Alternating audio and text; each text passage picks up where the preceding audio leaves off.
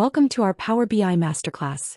We are a community of authors who share daily Power BI tutorials, tips and tricks, guides and much more. Subscribe to our channel to get our free content. Akshay Mishra just posted new article in our Power BI publication that will show you 20 real-world use cases for implementation of user-defined functions in Power BI. Power BI has officially introduced DAX user-defined functions in September, a long-awaited feature that allows users to create reusable parameterized DAX logic just like built-in functions.